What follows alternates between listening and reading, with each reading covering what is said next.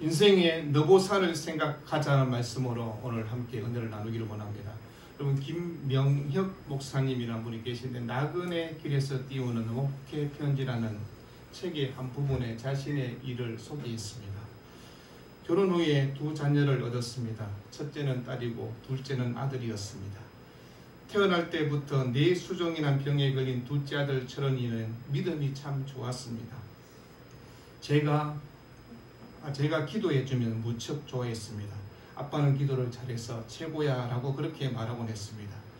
저와 함께 찬송도 부르고 성경도 암송했습니다. 때로는 이런 말도 했습니다. 아빠, 예수님은 나보다 더 많이 아프셨지. 이제 천국에 가면 예수님이 나 다 고쳐주시겠지. 나 천국 가고 싶어. 엄마, 아빠, 누나랑 다 같이 천국 가고 싶어. 결국 철원이는 44살 때 천국으로 갔습니다. 자녀를 먼저 보낸 슬픔과 아픔이 저에게는 보석이 되었습니다. 십자가에 나타난 하나님의 슬픔과 아픔, 예수 그리스도의 슬픔과 아픔을 조금씩 이해하게 되었습니다. 이 세상 곳곳에서 슬픔과 아픔을 당하여 그렇게 사는 사람들을 조금씩 이해하게 되었고 그들에게 찾아가서 위로와 사랑의 손길을 펴게 되었습니다. 무엇보다 천국을 사모하는 제가 되었습니다. 하나님이 제게 슬픔과 아픔을 허락하신 것이 은혜입니다. 그 사건이 제게 하나님께 더 가까이 나아가는 계기가 되었기 때문입니다. 그래서 저는 이렇게 고백을 합니다. 고난 당하는 것이 내게 유익이라고. 사랑하는 성도 여러분, 광야 같은 인생길에 오늘 또 우리가 아는 사람 중에 아니 그렇지 못한 수많은 사람들의 죽음이 이 땅에 놓여 있습니다. 유명한 사람, 그렇지 못한 사람, 나이가 많은 사람, 나이가 어린 사람, 그 모든 사람들이 오늘 또 이 땅에서 죽음을 경험하며 살아갈 것입니다. 지금까지 여러분은 수많은 죽음을 지켜보았고 앞으로도 계속해서 상갓집을 찾아가야 될 일들도 있을 것입니다. 그래서 사람은 누구나 다 죽습니다.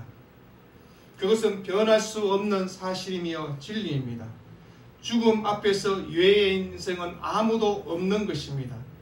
그렇다면 우리의 인생의 문제는 얼마나 오래 살았는가가 문제가 아니라 내가 어떻게 살다가 어떻게 죽느냐가 인생의 중요한 일이 될 것입니다. 오늘 우리는 한 신앙의 위대한 지도였던 모세의 죽음을 보게 됩니다. 이스라엘 백성을 출애굽시켰던 유명한 위대한 지도였던 모세, 그 백성들을 약속의 땅 눈앞에 두고 자신은 이제 죽음의 종착 앞에 이르게 되었습니다. 하나님의 신실한 종으로 40년 동안 길고도 험난한 세월 동안 이스라엘 백성을 위해서 헌신하며 살았던 사람입니다. 하나님의 인재와 하나님의 능력 가운데 하나님의 백성들을 애굽에서 이끌어내었고 험난한 광야 여정에서 그들을 인도했던 사람입니다. 때로는 백성들의 불평과 원망과 투덜거림의 희생자가 되기도 하였고 심지어 자신의 목숨을 백성들에게 위협당하기도 했습니다. 하나님의 백성들이 하나님을 향해서 불순종하는 것, 반역하는 것, 목이 곧게 생각하는 것들, 완악한 그들의 모습을 모세가 지켜보기도 했습니다. 그럼에도 불구하고 모세는 하나님께서 허락한 당신의 백성들을 사랑했으며 하나님의 백성들을 섬기는 일에 자신의 온 생애를 바쳤던 사람입니다. 모세는 그래서 전적으로 자신은 이스라엘 백성을 섬기는 일에 희생했던 사람인 것입니다. 이제 모세는 마지막 메시지를 전함으로 자신의 사명을 완수하며 이스라엘 백성 앞에 그 땅을 떠나서 하나님께 허락한 너보산 비스가 봉우리에 올라가는 것을 보게 됩니다. 그 산에서 자신은 직접 그 땅에 들어가지 못하지만 눈으로 약속의 땅을 보며 하나님이 허락한 기업이 무엇인가를 보면서 하나님을 대면하고 영원한 그분관계 본향으로 돌아갔다라고 성경은 얘기합니다. 이스라엘 백성들을 인도했던 모세가 너보산, 시아가산이라는 이름을 갖고 있습니다. 모압 땅, 여리고 맞은편 아바림 산맥 중에서 최고로 높은 산입니다. 해박 823m라고 그렇게 얘기합니다. 너보, 하늘, 높음이란 뜻을 갖고 있습니다. 그 중에 가장 높은 봉우리였던 비스가 꼭대기란 뜻을 갖고 있습니다. 요단강 하구의 동쪽 약 20km 지점에 위치한 이 산은 북동쪽으로는 기름진 트랜스 요르단 고원이 있고 남쪽으로는 다볼산, 에벨산, 그리심산, 엔게디 평원까지 이르는 사해가 다 보이는 곳입니다. 가나안 정복 이후에는 르우벤 지파와 갓 지파가 그 땅의 목축을 위해서 함께 하나님의 기업으로 그 땅을 분배받았습니다. 그런가 하면 기원 후 4세기 이후에는 이곳에 모세 기념교회가 세워지고 또 함께 여러 번 많이 파괴되었지만 1932년에 복원된 프란치스칸 교회가 지금도 이곳에서 성지 순례객들을 맞이하고 있다고 합니다. 이 교회 마당에는 모세가 전한 복음을 상징하는 놋뱀 조형물이 설치되어 있고 이 교회 마당에는 아주 날이 맑은 날이면 한눈에 가나안 땅을 다 볼 수 있다고 그렇게 얘기합니다. 오늘 우리는 모세가 자신의 사명을 다하고 자신의 죽음을 우리에게 소개하며 인생의 작별을 우리에게 구하고 있습니다. 이 위대한 지도자 모세의 죽음을 통해서 우리는 성도의 죽음 또한 어떠해야 될까를 다시 한번 질문해 보는 것입니다. 과연 성도에게 그 죽음이란 의미가 무엇인가를 오늘 세 가지를 통해서 한번 생각해 보기를 원합니다. 첫째는 죽음은 우리 인생의 결산의 순간이 된다는 것입니다. 누구도 완전한 인간은 될 수 없습니다. 완전한 존재로 살아갈 수 없습니다. 인생의 성공과 실패, 영광과 치욕이 공존할 수밖에 없는 것이 우리의 인생입니다. 여러분, 대한민국 사람 중에 대한민국 사람이 가장 갖고 있는 약점이 뭘까 얘기할 때 이런 얘기를 합니다. 어떤 사람이 한 가지를 잘하면 모든 것을 잘하는 것으로 또 반대로 한 가지를 잘못하면 마치 모든 것을 잘못하는 사람인 것처럼 평가하려는 흑백 논리적 사고의 틀을 갖고 있는 것이 대한민국 사람이다. 그래서 칭찬할 때는 거의 신화적 수준으로 칭송하다가 뭘 하나 잘못하면 그 순간 죽어 마땅한 사람으로 매장해버리는 것이 대한민국 사람의 모습이다. 여러분, 저는 이 말에 동의합니다. 한 가지 잘하면 박수 막 치다가 한 가지 잘못하면 죽어 마땅한 사람이라고 비난하지 않습니까? 근데 우리는 이 땅에 완벽한 사람은 없습니다. 우리 모두는 어떤 것을 잘하고 어떤 것은 잘못할 수 있고 어떤 때는 잘하다가 어떤 때는 잘못하는 두 가지 가능성을 언제나 갖고 살아가는 것이 우리의 인생입니다. 여러분, 그럴 때 잘할 때는 격려하고 잘하지 못할 때도 함께 격려하고 위로하고 아마 서로를 향해서 그렇게 살아간다면 얼마나 좋은 세상이 될까요? 이스라엘 지도자 모세, 그도 마찬가지였습니다. 모세는 분명 위대한 지도자였습니다. 그러나 그도 흠이 있는 지도자였다라고 성경은 얘기하는 것입니다. 모세의 죽음의 순간이 바로 이런 인생의 결산의 순간이었다고 그렇게 말씀하고 있습니다. 여러분, 우리는 이 모세의 죽음을 지켜보면서 가장 인상적으로 다가오는 장면이 무엇입니까? 모세가 백성을 약속의 땅에 보이는 그 지점까지 인도했지만 모세는 그 약속의 땅에 들어갈 수는 없었다는 것입니다. 본문 4절에 그렇게 나와 있지 않습니까? 참으로 안타까운 일이 아닌가 생각합니다. 한때 모세가 한순간에 잘못된 혈기, 잘못된 결정을 통해서 반석을 2번이나 지팡이로 내려친 그 실수 때문에 혹독한 대가를 치르고 있는 것입니다. 모세가 얼마나 후회했을까요? 그럼에도 불구하고 자기 백성을 약속의 땅까지 인도할 수 있었던 것, 그리고 이스라엘 백성의 지도자로 지금까지 존재할 수 있었던 것, 모세의 생애와 믿음의 가장 영광스러운 일이었다고 그렇게 말할 수 있을 것입니다. 그래서 성경은 히브리서 11장에 그 모세의 믿음에 대해서 계산하면서 모세의 실수에 대해서는 더 이상 이야기하지 않는 것을 보게 됩니다. 모세가 약속의 땅에 들어가지 못한 것은 안타까운 일이었지만 그럼에도 불구하고 모세는 믿음으로 애굽을 떠나 그 백성을 인도하는 사명을 완수한 사람이라고 그렇게 기록하는 것입니다. 그러므로 우리는 끊임없이 우리의 실수의 가능성에 대해서 긴장하고 살아야 하지만 더 중요한 것은 믿음으로 인생을 살아가야 된다는 것입니다.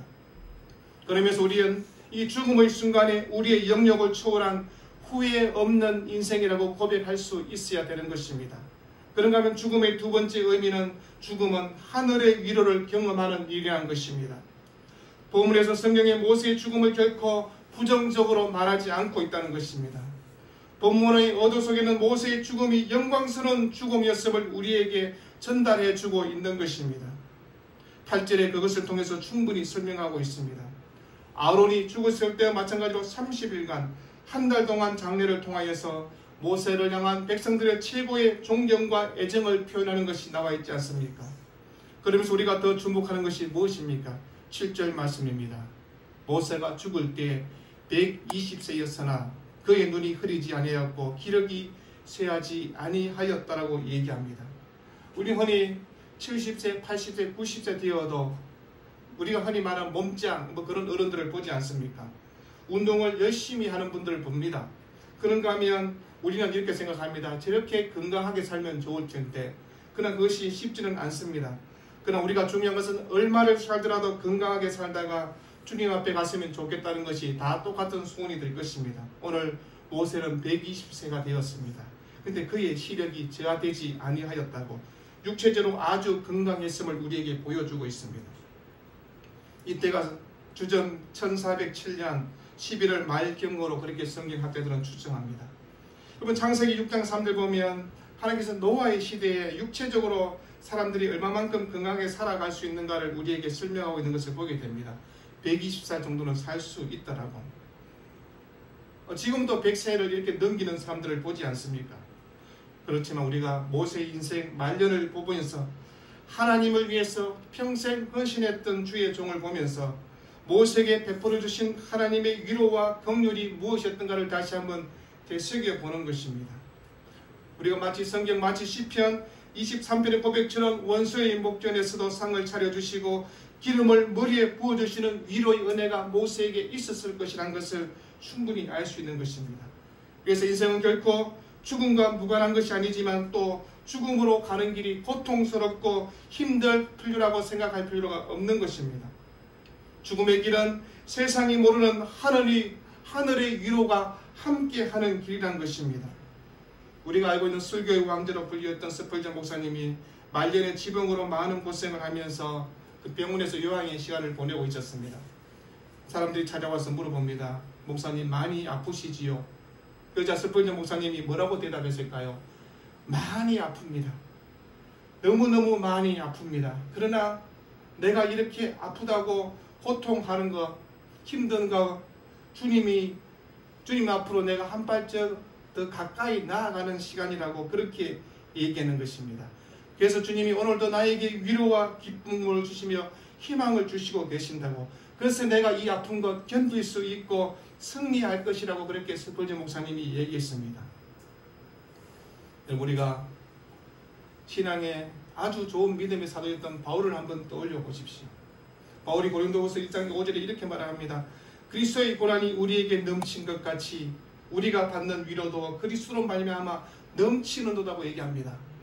여러분 고난이 힘들지만 고난 가운데 주시는 하나님의 은혜와 위로가 얼마나 큰가를 바울은 너무나 많이 경험했기 때문에 그렇습니다. 우리는 흔히 20세기 최초의 기독교 사상가, 변증가, 또 나르게 연대계 작가 그러면 옥스퍼드 교수였던 C.S. 루이스를 떠올립니다. 그는 죽기 3년 전에 그의 나이 50대 말에 만났던 한 여인을 만나 사랑을 나누게 되며 그 아내의 죽음을 보면서 가슴 아픈 이별을 경험했던 것을 보게 됩니다. 영국 사람이던 루이스가 미국 여인 조이 그레시암을 만나게 되고 사랑하게 됩니다. 그런데 그녀는 이미 골수암을 앓고 있었던 것입니다. 그래서 루이스 교수는 그녀의 병을 알고 있으면서도 정식적으로 결혼을 하기를 그렇게 요청합니다. 그러면서 결혼 후에 4년 동안 함께 아름다운 사랑을 나누게 됩니다. 58세 결혼해서 4년간 함께 부부 생활을 하다가 마침내 그녀가 자신의 곁을 떠나게 되면 그때 그녀 나이는 불과 45세였습니다. 그녀가 죽은 후에 루이스 교수는 헤아려 본 슬픔이라는 그런 책을 남깁니다. 그리고 이 아름답고 눈물겨운 사랑 이야기를 섀도우랜드라는 그 영화로 만들어진 것을 보게 됩니다. 그리고 난 다음에 루이스 교수는 죽음의 사별은 참기 어려운 고통이었지만 그 고통은 바로 우리가 누려온 행복의 일부분이었다는 유명한 고백을 했습니다. 그러면서 루이스는 자신의 아내가 세상을 떠나간 이후에 이렇게 고백합니다. 자신의 인생에서 2번 중요한 선택을 했는데 소년 시절에는 안전을 선택했고 노년에는 그의 아내를 맞이하여 또 한 번의 선택을 했지만 이것은 고난을 선택했다. 그런데 그 고난이 자신에게 기대하지 않을 위로로 동시에 주었다라고 그렇게 고백을 했습니다. 고난을 피할 수는 없는 인생의 길이라면 하늘의 위로를 경험하는 우리 인생이 되도록 그렇게 살아가야 되지 않는다고 얘기하는 것입니다. 여러분, 인생의 가장 중요한 것이 무엇일까요? 인생의 마지막 순간에 어떤 위로의 은혜를 경험할 수 있는가를 얘기하는 것입니다. 평생을 살아가면서 하나님의 은혜 가운데 살았음을 고백하는 것. 여러분, 정상적인 믿음의 성도라면 결코 죽음을 두려워할 필요가 없다는 것입니다. 죽음은 그래서 하늘의 위로를 경험하는 놀라운 시간이 될 것이라고 얘기하는 것입니다. 그런데 성도의 죽음에 대해서 마지막으로 죽음은 인생의 주인을 높이는 시간이 될 것입니다. 그래서 모세는 죽음을 말하면서 매우 흥미로운 소건을 우리에게 얘기하는 것이 성경 본문 5절과 6절에 소개되고 있습니다. 모세의 무덤을 찾을 수 없었다는 것입니다. 물론 여러 가지 해석이 가능할 것입니다. 그 중에 많은 성경학자들은 하도 모세가 워낙 출중한 인물이기 때문에, 그래서 모세가 사람들에게 우상화될 수 있기 때문에 하나님께서는 모세의 무덤을 허락하지 않으셨다라고 얘기합니다. 모세의 위대성은 모세 자신의 위대성이라보다는 모세를 그렇게 사용하셨던 하나님이 더 위대한 분이라는 것을 얘기하는 것입니다. 모세는 그저 여호와의 종일 뿐인 것입니다. 모세의 주인은 하나님이셨고 하나님이 모세의 인생을 그렇게 인도했다는 것입니다. 여러분의 인생의 주인은 누구십니까? 하나님이 내 인생의 주인인 것입니다. 그래서 하나님을 높이며 살아가는 것이 마땅하다고 그렇게 얘기하는 것입니다. 그래서 죽음은 바로 이런 인생의 주인 되신 하나님을 높이는 시간이 되어야 된다고 얘기하는 것입니다. 우리가 잘 알고 있는 칼빈이 이런 얘기를 했습니다. 그가 제네바에 죽었을 때 그 제네바 도시 전체가 슬퍼했다라고 그렇게 얘기했습니다. 그러나 칼빈이 마지막 유언이 무엇입니까? 장애는 단순하게 예배로 끝내라. 그리고 내가 죽으면 무덤을 화려하게 만들지 말아라. 그런 이야기를 했습니다. 그의 장례를 검소하게 해라고, 그리고 내 무덤 앞에 비석도 세워놓지 말고 칼빈이 죽었다는 것도 알리지 말라고 그렇게 얘기했지만 그럴 수는 없었습니다.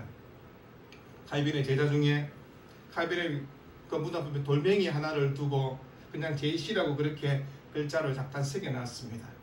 존 칼빈한테도 되고 아니면 평생의 주인이셨던 예수 그리스도라고 그렇게 얘기할 수 있을 것입니다.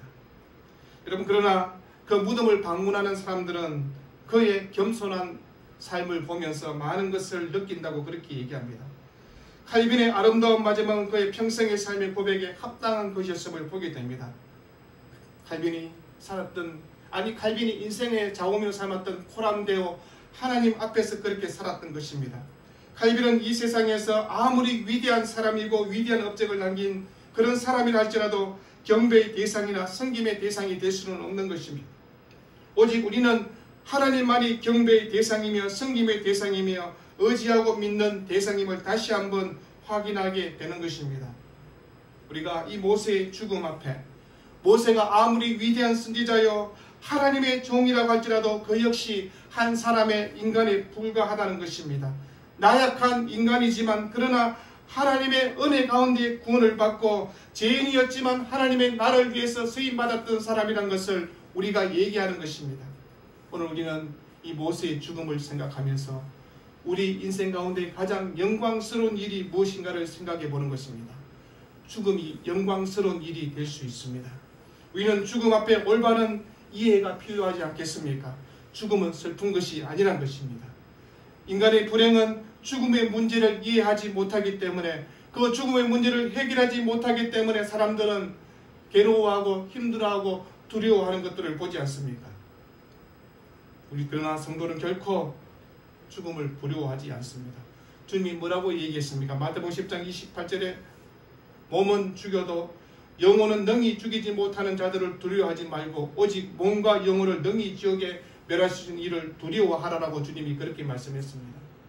여러분, 죽음에 대한 올바른 이해가 있어야 되지 않겠습니까? 사람들 보면요, 그 죽음 앞에 두려워하지 않습니까? 인간이 살았던 교만과 탐욕의 결과가 두려워하는 것입니다. 실패와 참혹한 심판이 있다는 것을 알기 때문에 두려워하는 것입니다. 인터넷에 이런 글이 올라왔습니다. 어떤 중년의 가정 그 주부가 자신의 인생을 회고하면서 짤막하게 그렇게 글을 올렸습니다.